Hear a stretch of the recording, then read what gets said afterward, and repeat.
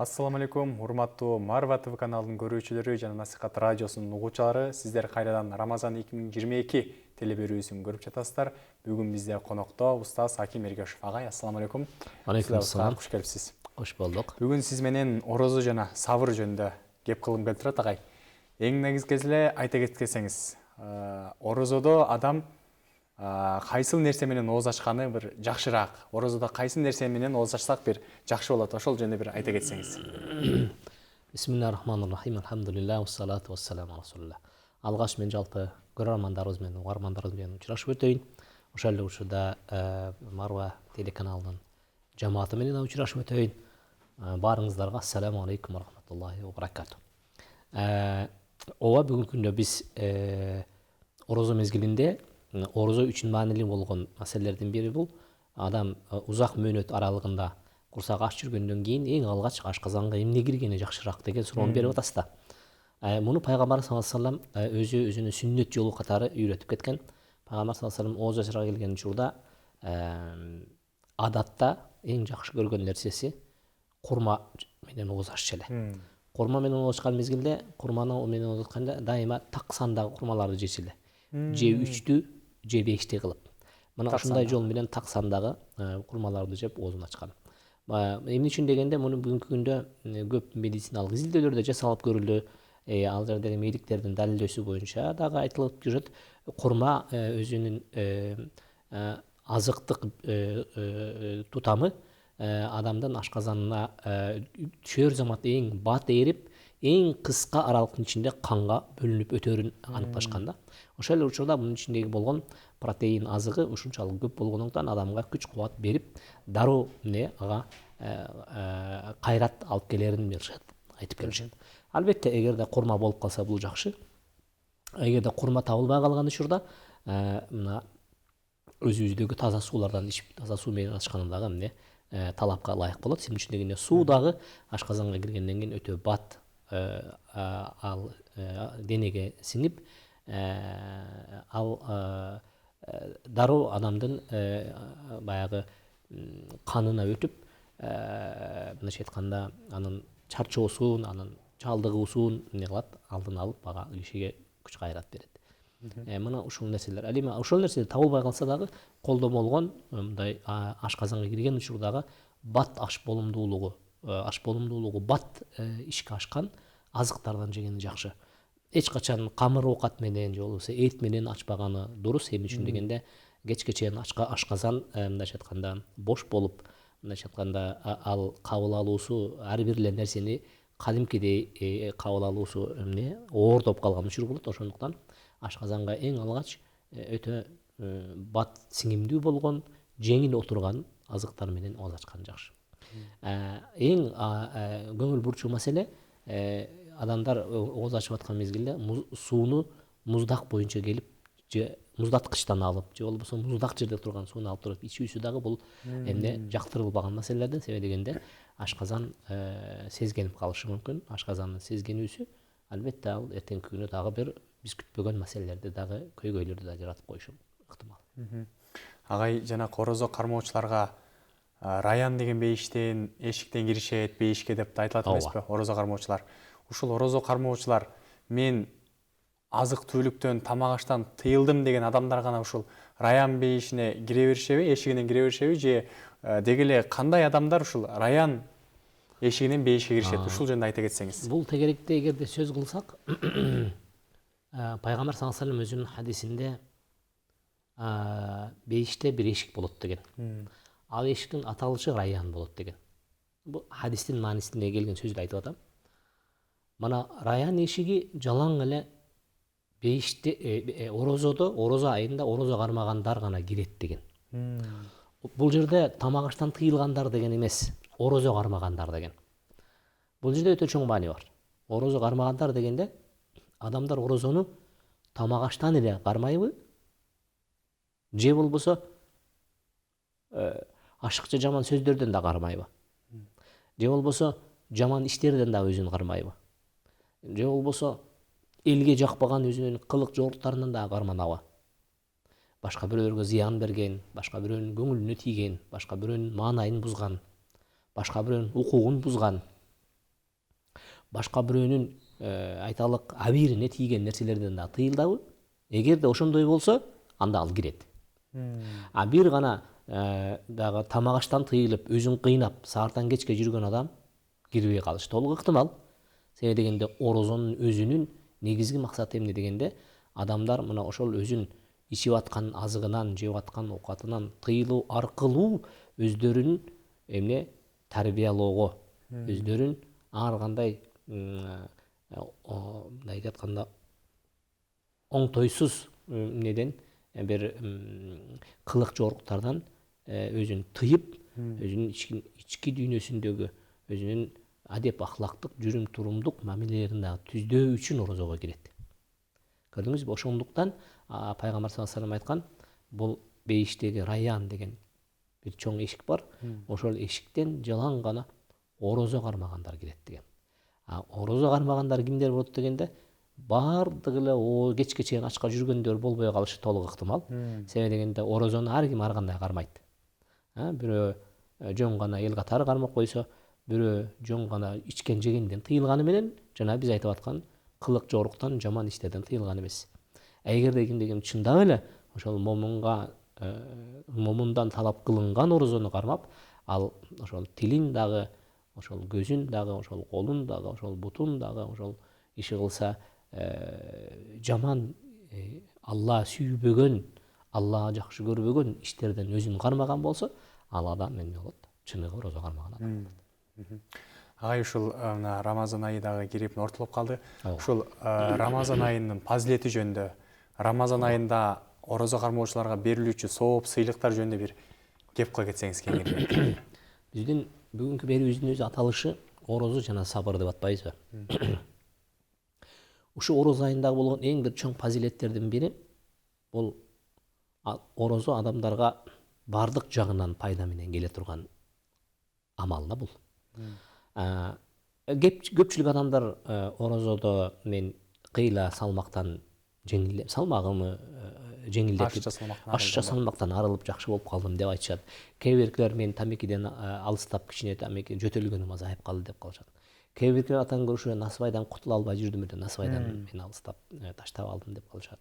Же болбосо кээ биркилер айтат, эл катары ошол орозо кармап, анан элге аралашып калдым деп айтышат. Бирок чындап келгенде булардын баардыгы жакшы. Булардын баары жакшы. Бирок мындан дагы артыкча чоң фазилеттери бар. Ал эмне дегенде, орозону биз байкап карап турган болсок, жеке бир инсандын өзүн баш аяк оодарып жаңырта турган ай бул. Кандайча десек, биздеги жашоо режим өзгөрөт. Адатта адамдар уйкусу узак болуп, баат чарчап, анан баат жаткысы келип калса, бул айда ал адамда андай нерсе жок болот. Ал таңынан турат. Ал чыйралып, чарчамай турган болуп, курсагы ач болсо дагы тескерисинче ал кишинин денесиндеги болгон күч кайрат адаттагыдан өзгөчөрөөк болуп кайра кошулуп калат. Ал мурдагы бир айда бүтүрө албаган ишин бул айда жарым айда эле бүтүрүп коет. Мурдагы айда жарым күндө чарчап калса, бүгүн күн бою деле жүрсө чарчабайт. Мурдагы айда түш болбой эле курсагы ачып, чыйпылдап, чыйпыйы чыгып, мага чай гана, мага нан гана деген болсо, бүгүнкү күндө ал таң зардан тартып кечке чейин эч нерседен каппай капар эле жүрөт. Чаңкап да койбойт. Бул айда адамдар, ошо жеке адам өзүндөгү болгон көптөгөн сырдуу мүмкүнчүлүктөрдү өтө чоң өзүндөгү адамдын өзүндө болгон өзгөчөлүктөрдү байкап көрө алат. Алардын бири сабыр. Сабыр дегенде ошол таңынан баштасак, таңынан баштап баштай турган болсок, адамдар ысык төшөктү таштап саат 4-тө тура албайт адатта. Ооба. Бирок ошол бүгүнкү күндө 2 миллиард мусулмандар орозо кармаса, баарысы ошол мезгилде эмне кылат? Жылуу төшөктү таштайт. Жылуу төшөктү таштоо деген эмне дегенде, адамга чечкиндүүлүк менен сабырды бериш керек. Сабырың болсо турасың. Ошого сенин күчүң жетсе, ошого күч кайратың ээлик кылса, сен тура аласың. Эгерде ага күчүң жетпесе, сен эмне? Ал төшөктү таштай албайсың. Биринчиден, экинчиден, Бирөөсү толук кандуу саардык жейт, бирөөсү жарым жартылай жейт, а бирөөсү ошондон да кечигип калат дагы. Кой мен бул орозону бузбайын деп кирели кечке ошол акыбалда эмне кылат? Орозосун улайт. Бул мезгилде анын ашказаны эмне бүгүн орозо эле мен эчтеке сурабай эле коеюн деп калмак беле? Ал сурайт. Ашказан өзүнүкүн сурайт. Ал тынчын алат.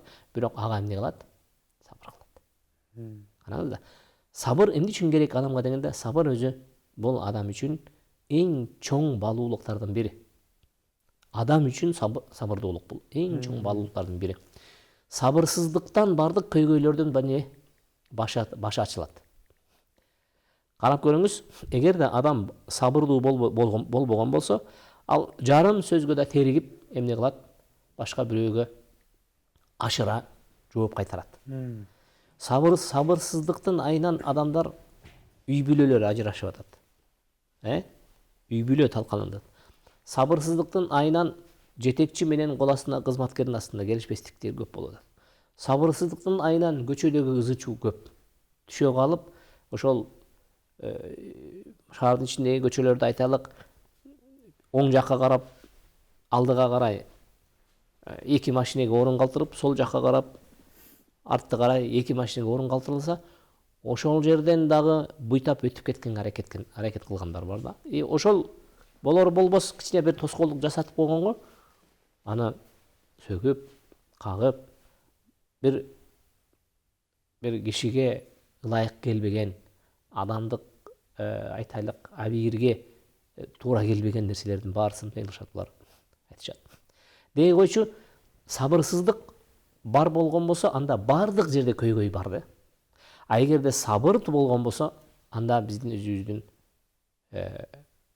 накыл сөздөрдө эле сабырдын түбү сары алтын. Сабырдуулук менен жашаса киши дайыма жакшылыкка жетет.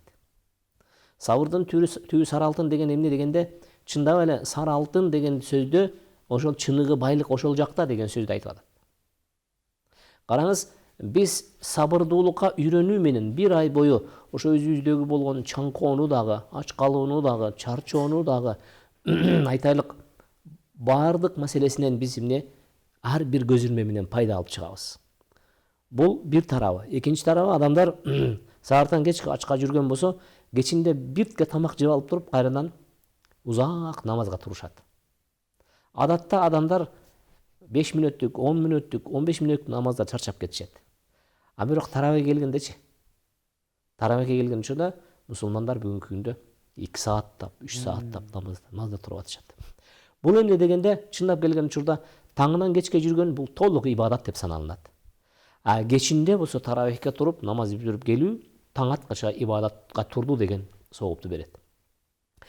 Натыйжасы адамга эмне берет дегенде, адам кечке ачка жүрүп дене бойду сабырдуулукка үйрөтсө, кечинде курсагын чала бучук тойгузгандан кийин намазга барып, Алланын астында тик туруп, сабырдуулукту ошол жерде да үйрөнөт.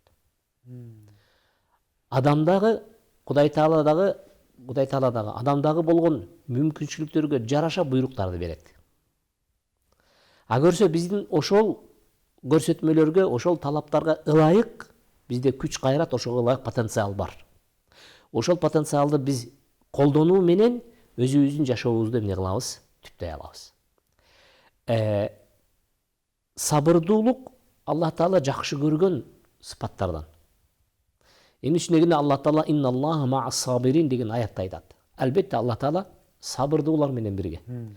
Көпчүлүк адамдар ойлойт, сабырдуу болгондо баягы башыңа түйшүк түшкөндө гана сабырдуу болуп койсоң, ошол жетип болуш керек деп. Жок. Сабырдуулук бардык нерседе.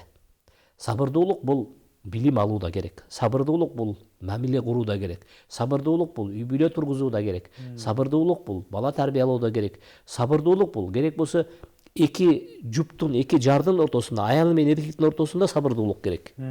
Бул бири-бирлерине сабыр кылбаса жашоо уланбайт. Сабыр кылыш керек. Кандайча сабыр кылыш керек дегенде, айталык, менде кайсы бир өзүмө адат кылып алган нерсем бар. Ал нерсе мени менен кошо жашайт. Ал жашап келген. Анан мен баш кошкондо тигинин көңүлү үчүн деп туруп мен таштап кое албайм ал нерсени. Ал мен жашап жүрө берет. Аздатышым мүмкүн, бирок таптакыр эмне жок болуп кетпейт. Ал учурда мен жарыма эмне керек болот бул? ал сабыр кылыш керек болот. Ошондой эле мен дагы эмне жуумда же болбосо мен алган аялда ошондой нерсе болуп калышы мүмкүн. Ал нерсеге мен эмне кылышым керек эми? Сабыр кылышым керек. Айталык, сабыр эмне дегенде, сабыр бир нерсени үйрөнүүдө дагы, бирдемкени үйрөтүүдө да сабыр керек. Сабыр көчөдө басканыңда да сабыр керек. Себеби дегенде сен көчөдө бараткан мезгилде башка бирөө чыга калып туруп, үйүндөгү болгон жаман маанай менен келип туруп сизге оңтойсуз сөз айтып коюшу мүмкүн.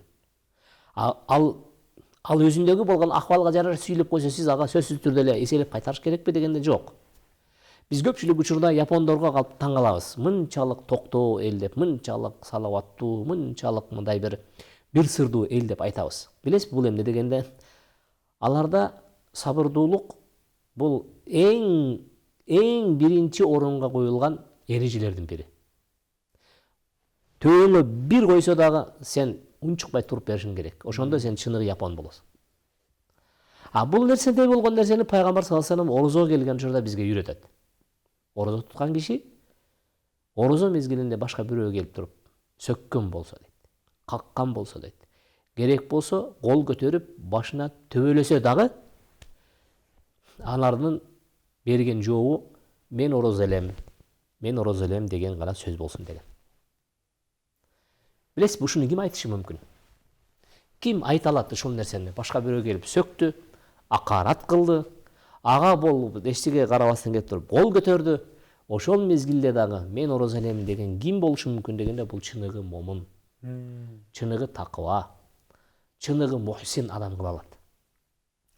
Мухсиндик даража өзү чындап келген учурда бул 3-чү бийик даражага деп саналат. Ихсан. Биринчиси ислам, анан ыйман, анан ихсан даражасы бар. Ихсан даражасы деген сөз ал бир топ жетилип калган, бир топ бышып калган, бир топ өйдөлөп калган ыймандын деңгээли. Ал ихсан жасаганга, же болбосо мухсин катары болгон кишиде эмне болот дегенде, мунун кыргызчасына келген учурда колунда берерге жакшылыгынан башка эчтекеси жок адамды мухсин дейбиз. Берейин десе, шу азыр келип мени ушу төбөмө муш менен бир койгонго, ошо муш менен деле берейин десе, анын мушу жок да.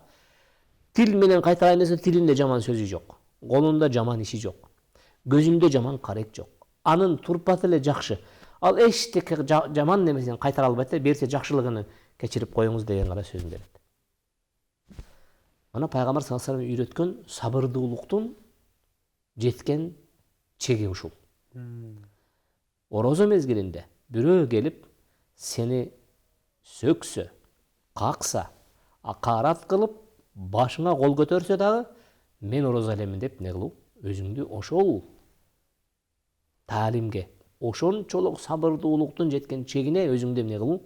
Көндүрүү. Бул орозону биз мектеп деп айтып келебиз дайыма. Бул мектеп сабырдууларды даярдоочу мектеп. Бул мектеп Аллах Таала жакшы көргөн адамдарды даярдоочу мектеп. Инналлаха ма'ас сабирин, инналлаха юхиббус сабирин дегенде аят келет. Албетте Аллах Таала сабырдуулар менен бирге деп айтса, экинчи аятта албетте Аллах Таала сабырдууларды жакшы көрөт деп айткан. Кыргызда айтат, шашкан шайтандын иши дейт. Шашу менен сабыр бул эмне? Антонимдер. Туурабы? Сабырдуулук менен аны жай баракат шашпай жүрүү, шашу же жай баракат же болсо токтоолук менен мамиле кылуу бул сабырдуулук. Анын тескериси шашмалык. Кыргызда эмне дейбиз? Шашкан шайтандын иши. Эгерде биз ар бир ишибизде сабырдуулук менен жашоо тутсак, айталык балдарыбызга өзгөчө бул маселе биздин мугалимдерибизге тиешелүү маселе. Көп учурларда биз байкап келебиз, мугалимдер эмне кылат? Балдарга сабак берген мезгилде сабырдан чыгып кетишет. Бул табигый нерсе, себеби дегенде балдар эмне, ар кимиси ар кандай. Бирөө бир аз бат кабыл алат, бирөө бир аз жай кабыл алат. Бирөөнү таптакыр эле 10 жолу кайталаганда араң жетет. Бирок ошол жерге келген учурда эмне кылышат? биздин мугалимдерде сабырды көнүп кетет да, анан оозунан жаман сөз чыгып кетет. Жаман сөз чыгып кетет же жаман кыймыл чыгып кетет, ошол мезгилде биздин окуучуларыбыз эмне кылат? Тиги артта турган бирөөсү телефонго тартып алат. Көрдүңүзбү? Сабырсыздыктын аягы эмне менен бүтөт? Анан бүткүн коомчулукка эмнени көтөрүп чыгат? Мына бизге мугалимдер кол көтөрдү. Мына мугалим бизге жаман сөз айтты. Мына биздин мугалим каргады, шиледи деген сөздөр менен чыгышат. Бул бир кесепеттүү жагы. Ал эми анын чындап эле сабырдуулуктун өзү билим берүүдөгү орду эмне дегенде, чындап эле эң бүгүнкү күндөгү биз кыргыз мамлекети катары, кыргыз журтчулугу катары, кыргыз коомчулугу катары биз суусап, биз чаңкап күтүп аткан нерсе ошол жерде дасыккан, сабырдуу, билимдүү, тажрыйбалуу мугалимдердин чын маңдай тери менен эмгек кылуусу. Албетте акыркы чыккан жаңылыктар бизди абдан сүйүндүрдү. Мугалимдерге болгон алардын айлык акысы, эмгек акысы көтөрүлгөндүгү жөнүндө кабар айтылды. Бул дагы болсо ошол алардагы болгон сабырдын эмнеси, кайтарымы. Себеби дегенде канча жылдан бери иштеп көтөрүлбөй келди эле. Ошолор саартан кечке ошончо балдардын аркасында жүрүп бир татыктуу эчтеке ала албады эле. Муну дагы биз айтсак болот, сабырдын түбү сары алтын. Ошондой сабыр жакшы болот. Өтө сабыр жакшы болот. Андан кийинки пайдасы эмне дегенде, бул орозону биз жогору жакта айткандай эле жалгыз кишиге канчалык аны баш аяк түп тамыры менен аны жаңы кишиге айландырган болсо, бул орозо коомду дагы ошондой кылат. Коомду дагы эмне кылат? Жаңыртат. Коом дагы жаңыланат. Эми үчүн дегенде, ошол коом кимден турат дегенде, ошол коом ошол жалгыз кишиден турат. Сиз, мен, анан тигил. Ошондуктан анан Исхак Разаков өзүнүн баягы улуу сөзүн айткан. Сен таза болсоң, мен таза болсом, анан коом таза болот. Орозо эмнеге үйрөтөт дегенде, ошол тазалыкка үйрөтөт. Эмне болгон тазалык десек, адамдар биринчиден могул жердеги болгон тазалык. Ашыкча азыкты киргизбейт. Адамга ашыкча эле, жөн эле ошол жерде айланып эле мындай адамга жүк болуп эле жүргөн нерселерден эмне кылат? Азайтып тазалайт. Ошол эле учурда мурдатан 11 ай бою чогулуп калган баягы топтолгон эмнелерди ашказандагы же жоон ичегедеги же ичегилердин дагы бир жеринде жаткан эмнелерден, ашыкча оокаттардан, ашыкча азыктардан эмне кылат? Тазалайт. Бул организмге тиешелүү маселеси. Ал эми адамдын руханий жан дүйнөсүнө тиешелүү маселесине келген учурда Пайгамбар саллаллаху алейхи вассалам айтат: орозо мезгилинде адамдар эгерде тамак ичкенден, жегенден тыйылганда эле жаман сөздөн, жаман кептен, жаман пейилден тыйылбаса, Аллах Таала андан ачка жүргөндүгүнө муктаж эмес деген. Көрдүңүзбү? Ал эмне дегенде, биз чындап эле адамдардын ички дүйнөсүндөгү болгон абалды жакшыртууда мындан башка ага таасир бере турган күч, рычаг таба албайбыз. Биз ар бир адамга барып айта алабызбы? Ай, сен жаман ойлонбой эле койчу, жаман сүйлөбөй эле койчу деп айта алабызбы ар бир кишиге барып? Ар бир кишиге токтолуп ошол нерсени айта алабызбы? Айта албайбыз. Бирок орозочу? Орозо ал айта алмак турсун, ал талап кылат. Орозо эмне кылат экен? Жөн эле айтпайт. Орозо айтып, дагы ага кошумча эмне кылат? Талап кылат. Аны мындайча айтканда, практикалык негизде ишке ашырууну эмне кылат?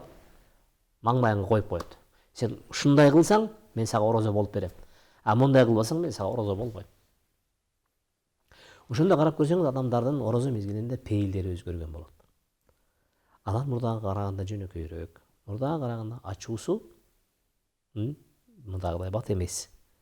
Мурдага караганда боорукер, мурдага караганда жароокер, мурдага караганда беришен, мурдага караганда чын пейил, мурдага караганда жайдары, мурдага караганда эмне ал бир канча адамгерчиликтүү болуп калган да. Бул анда ай келип бизге мынчалык нерсени үйрөтсө, адамдар бир ай жашап калыш үчүн үйрөткөнү келдиби десек, жок. Бул мектеп бизге ошол орозодон чыккандан кийинки мезгилден тартып, кийинки орозого чейин ошол азык менен, ошол пейил менен, ошол сапат менен, ошол баалуулук менен, ошол өзгөчөлүк менен жашап өтүүгө эмне кылат экен, бизди даярдайт экен. Бизде бүгүнкү күнгө чейин орозо десе, бул бир кээ бирки жаман, мындайча айтканда, орунсуз түшүнүктөр дагы эле бизди ээрчип келет. Ал кайсыл дегенде, орозо бул адамдардын арасындагы бир тим эле өзүн динчил деп санаган, Кудайга өздөрүн тапшырып фанат болуп кеткендердин иши дешет. Жок, андай эмес. Бул кадимки адам түспөлдө, адам сапатында, адам табиятында жаралган адам пайдын бардыгына эмне кылган? Милдет болуп келген. Алла Таала Кур'анда Астагфиру билlah кутиба алейкумус сияму кама кутиба алаллазина мин qablikum. Силерге орозо милдет болгон мезгилде, азыр силерге милдет болдубу? Силерге чейинки коомдорго дагы эле дайыма милдет болуп келе берген. Силер жалгыз эмессиңер, алар да жалгыз болуп калган эмес. Көрдүңүзбү? Эмне үчүн мындай дегенде, себеби дегенде баарыбыз адам атанын урпактарыбыз. Адам атадан таркаган урпактардын табияты бир. Мен жакшы көргөндү сиз да жакшы көрөсүз. Мен жактырбаганды сиз да жактырбайсыз. Мен чыдаганга сиз да чыдайсыз. Сиз жегенди мен да жейм. Бул ушундай эч кандай бири-бирибизден чоң айырмачылыкка барбайбыз. Мына ошондуктан бул табиятка ылайык Кудай Таала эмне кылат экен? Ушундай бир орозо деген дарылай турган эмнени жиберет экен? Бир мезгилди жиберет экен. Ошол мезгилде дарылоодон өткөндөр дарыланып калат. Вакцинаны алып алышат. Иммунитетин бекемдеп алышат. Ар кандай дарттардан. Баягыдай көрө албастык, ташбоордук, өзүмчүлдүк, айталык кек сактоо, душмандык кылуу, кек сактап, ушундай болгон бир адамга жаман болгон сапаттардан алар эмне кылбай алды? Тиги орозого кирбегендер. Вакцина албай калды. Бул орозого кирип мектептен өткөндөр эмне кылышты? Ошол вакцинаны алып алышты. Эми 11 ай бою алар жашай алат да, адам болуп. Караңыз да. Чындап келген учурда адам эмнеси менен, адам коомчулугу эмнеси менен бактылуу өмүр сүрө алат дегенде, ошол коомчулукту түзгөн ар бир андагы болгон асыл сапат балуулуктар менен бактылуу боло алышат. Ал деген сөз, эгерде менде кайсы бир жакшы нерсе бар болгон болсо, мен ошол жакшы нерсени башка бирөөдөн дагы көргүм келет. Ошол эле нерсени, сизде бар болгон нерсени, жакшы нерсени башка кишиден көргүңүз келет. Качан биз бири-бирибиздеги жакшы нерсени экинчи кишиден көргөн мезгилде биз өзүбүздү бактылуу сезебиз. Ал кайсыл нерселер дегенде, ошол Кудай Таала өзү каалап бизге сунган жакшы эмнелер, адамдык сапаттар. Караңыз. Адамдык сапат кайсыл мезгилде кетет дегенде, качан ошол адамдык сапаттарга орун калтырбастан баарына эле бир өң берип, бир түс берип, эшиктерин ачык калтырып, эркиндик бар бул жерде. Сен өзүң каалагандай жашашың керек деген мезгилде биз эмне кылабыз? Адамга жапайы болуп жашаганга биз эшиктерди ачабыз. Адам жапайы болуп жашай алат. Себеби дегенде тарыхта биз көп кездештиребиз бул учурларда. Адамдарды кадимкидей токой мыйзамы менен адам болуп жашагандарды биз көрүп келатабыз. Кадимкидей токой мыйзамын адам мыйзамы катары кабыл алып, ошонун үстүндө башка бирөөлөргө дагы эмне сүр көрсөткөндөрдү көрүп келатабыз. Бирок Кудай Таала бизди андай ташбоордук өмүр сүрүүгө өз каалоосун калтырган эмес экен. Кудай Таала каалоосун калтырган мезгилде биз дайыма жылуу сезимде, жогорку маданиятта, адилеттүү мыйзамда, адамгерчиликтин жогорку деңгээлинде өмүр сүрүү үчүн жараткан. Бул нерселерди эмне үйрөтөт дегенде, мына ошол орозого окшогон, намазга окшогон, айталык ошондой бир жакшы Кудай астындагы жасалынган амалдар аркылуу биз ал нерселерди эмне кыла алабыз? Ишке ашыра алабыз. Көрдүңүзбү? Орозо дегенде ичиндеги болгон кичинекей эле сабырдын орду канчалык. Сабырдан башка дагы бизге канчалаган нерселерди үйрөтөт. Мына карап көрүңүз, орозо мезгилиндеги өкүмдүн бардык адамдарга бирдей болгондугу, айталык, байга дагы, кедейге дагы бирдей да, аялга дагы, эркекке дагы бирдей. Бирдей мүнөттө оозун бекитет, ошол экинчи мүнөтүндө келип ооздорун бирдей ачышат да. Бул ошол аралыкта эмнени эмне болгондагы бир жакшы эшиктерди ачат да. Дайыма ачкалык эмне экендигин билбей жүргөн бай курсагы токторду Кудай Таала кичине бир эстерине салып, ачкалык деген моундай болот. Ачка жүрүүдөгү болгон сезим ушундай оор болот. Силерге дайыма 11 ай бою тоюп жүрөсүңөр, могу жаныңдагы кошунаң дайыма ушинтип чала тоют болуп, курсагы тойбой жүрөт.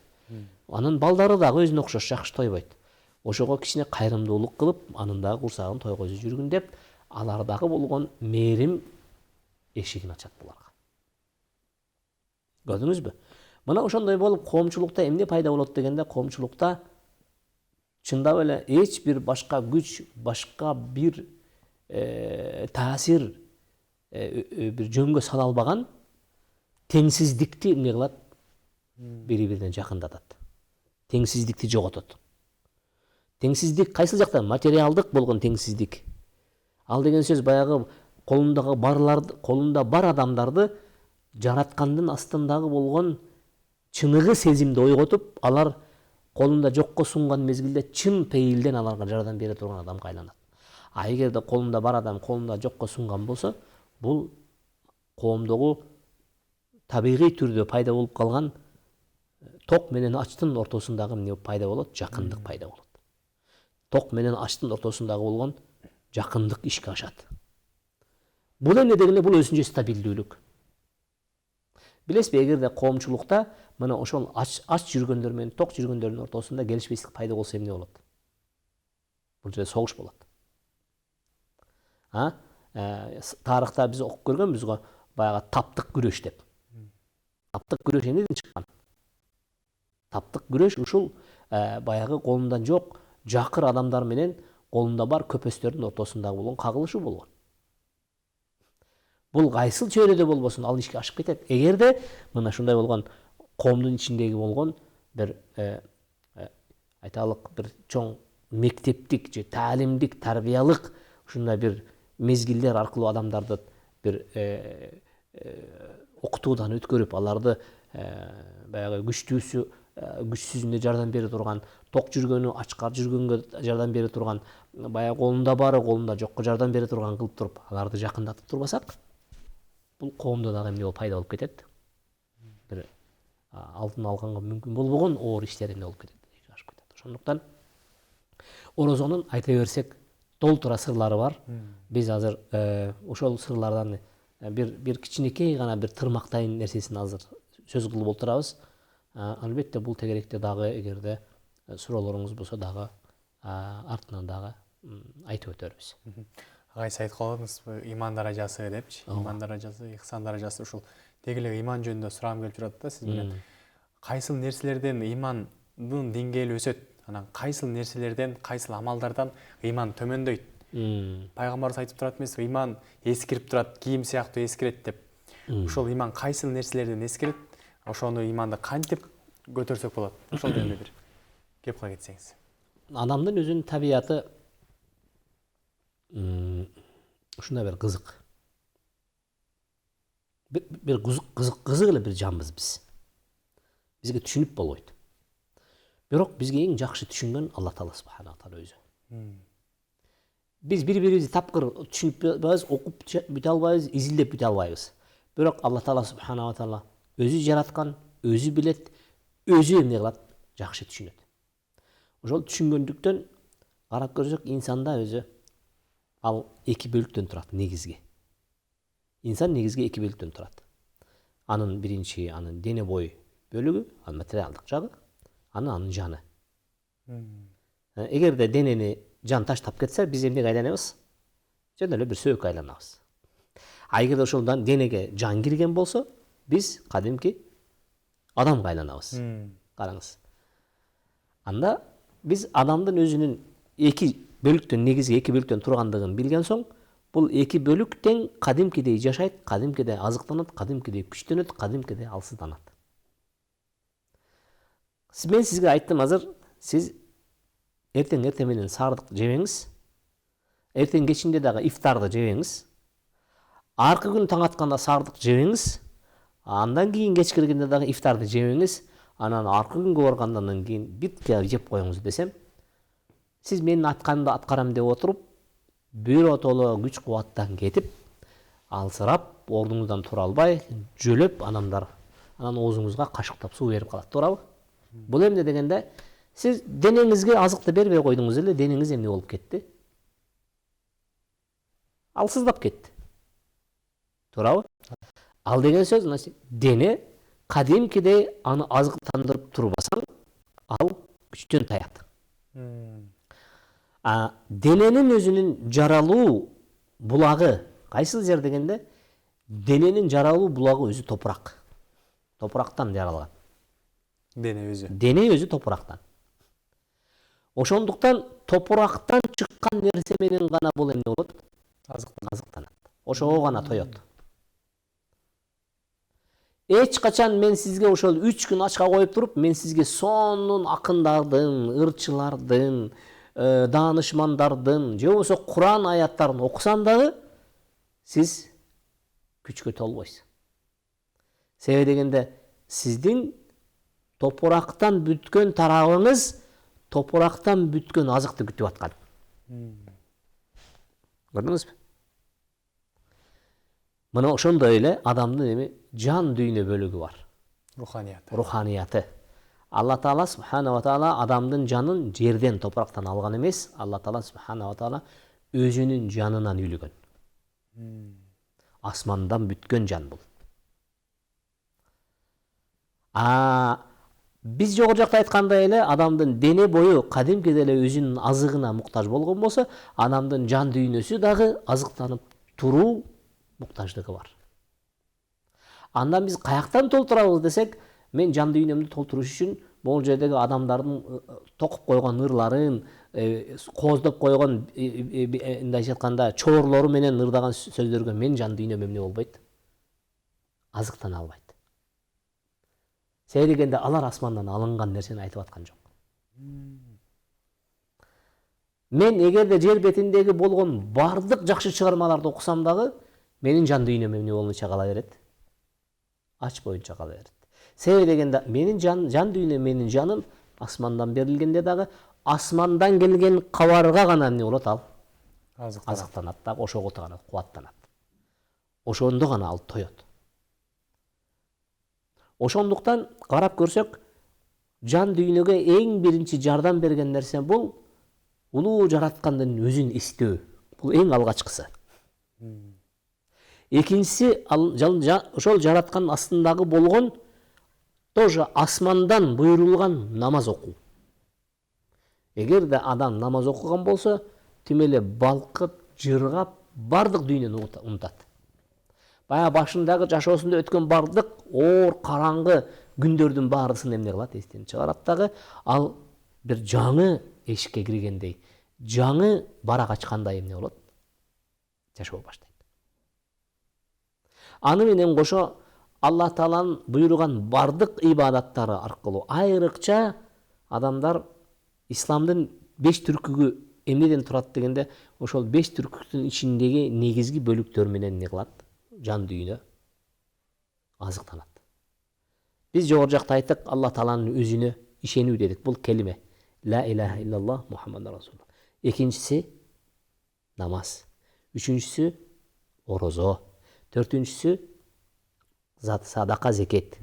Караңыз, бешинчиси эми колунан келгендер гана аткара турган иш, ага биз киришпесек деле болот. Кимдин колунан келип калса, ал Алла Тааланын үйүн барып зыярат кылып келүү. Мына ошол ичиндеги болгон бул намаз, орозо, зекеттин ичине эмнелер кирет дегенде, мына ушул адамдарга болгон кайрымдуулугуңуз. Адамдарга колуңуздан келсе жакшылык кылсаңыз, сиздин жан дүйнөңүз эмне болот? Азыктанат. Жок дегенде жакшы сөз айтыңыз. Жок дегенде жылмайыңыз. Пайгамбар саллаллаху алейхи ва саллям айтат: бир тууганыңдын жүзүнө жылмайып койгонуң сен үчүн Кудай астындагы кылган садакаң дейт. Садака бул. Садака бул эмне дегенде жан дүйнөңүзгө жардамга келген нерсе. Мына ошондуктан биз билишибиз керек, эч качан биз баягы албетте баягы узак жылдар бою динден алыстап, узак жылдар бою дин таалими жүргүзүлбөй, айрыкча мына 70 жыл, 80 жыл аралыгында катуу диний кысымдын алдында калып, биз кадимкидей адамдардын руханий жашоосуна жөн эле баягы ыр күүлөр ушулар адамдардын же болбосо адабият адамдардын жан дүйнөсүн жыргатат деген түшүнүктү эмне кылып салганбыз, бере салганбыз.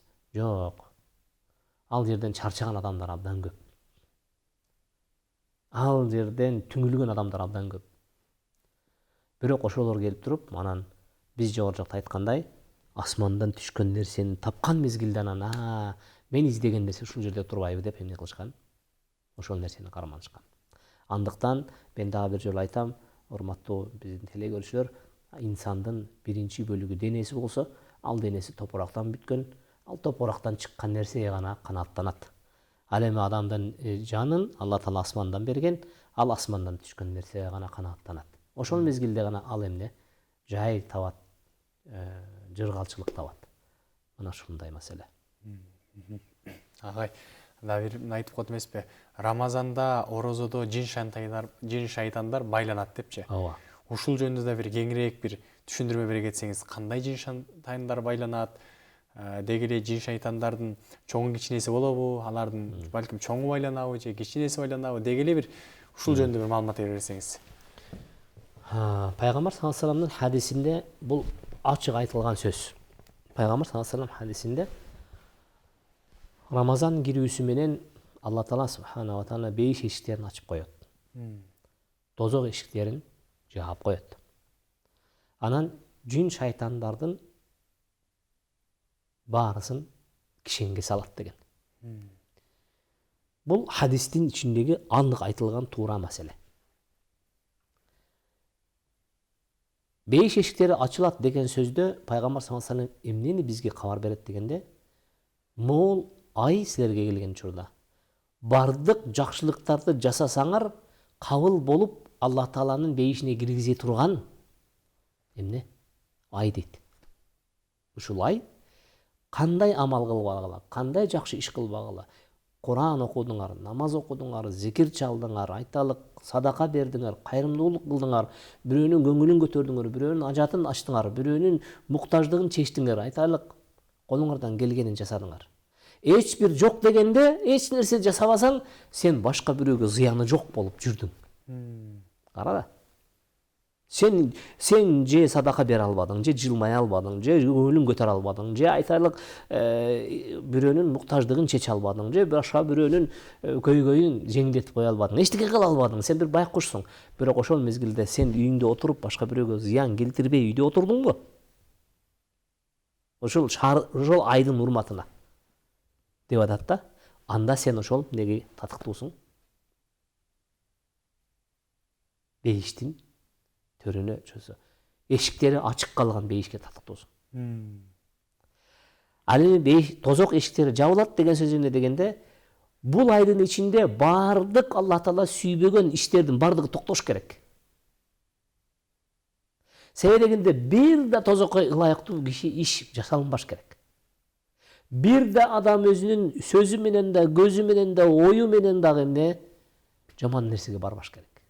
Адамдар, мен жогору жакта айтпадым, бул орозо адамдарды түптөгөн мезгилде анын баш аяк жаңыртып коет деп. Ал ошондой эле жеке кишини ошондой кылып жаңыртып түптөгөн болсо, жалпы коомду дагы ошондой кылып эмне кылат? Бул орозо дарылап өткөрөт. Ошол мезгилде тозокко ылайык бирөө калабы дегенде, жок. Эгерде бейиш эшиктери ачык болсо, тозок эшиктери жабылган болсо, анан шайтандар байланган болсо деген сөз келет. Шайтандар байланган болсо, шайтандар байланыптыр, анда мага жыргал экен деп, сен өзүң билгениңди жасай бересиңби? Эгерде чындап эле шайтандар байланган мезгилде ошол орозо айына келген учурда орозонун улуулугуна карабай туруп жаман ишке барган болсоң, анда ошол шайтан сенсиң. Көрдүңүзбү? Мани каякта дегенде, Алла Таала субхана ва таала бардык жакшылык мүмкүнчүлүктөрдүн эшигин ачса, жамандык мүмкүнчүлүктөрдүн бардыгын жапса, анда сенде мүмкүнчүлүк калып атат. Кайсы бирин жасайсың? Жакшылыкта каласыңбы же жамандыкка барасыңбы? Пайгамбар саллаллаху алейхи вассалам айтат, ошол мезгилдеги сен кылган жаман иш ошол сенин колуңдан бүткөн иш болот, себеби дегенде шайтандар эмне болгон эле? Байланган болгон. Караңыз. Ошондуктан эч качан адамдар шайтандар байланып калган экен. Эми шайтандар байланган болсо, мен үчүн эчтеке коркунуч жок деп өзүн бош коюп туруп, өзүн неме кылбаш керек? Күнөөкөр ишке же жаман ишке кириптер кылбаш керек. Мына ошол жерде бул биз айтып аткан шайтандардын байланган жери ошондо. Шайтандардын байлангандыгына биз ишеним артып, өзүбүздү эмне кылбашыбыз керек? Жаман, Алла сүйбөгөн иштерге кириптер кылбашыбыз керек. Мына ушул орозонун тарбиясы, таалими. Агай, бизге бөлүнгөн убакыт дагы акырындап соңуна жетип калыптыр. Сизге эркин микрофон, эл менен, журт менен өзүңүздүн сөзүңүздөр менен бөлүшсөңүз болот. Алла разы болсун. Урматтуу биздин угармандарыбыз, урматтуу биздин көрөрмандарыбыз, дагы бир жолу Алла Таала субханала тааладан жалбарып суранып өтөмүн.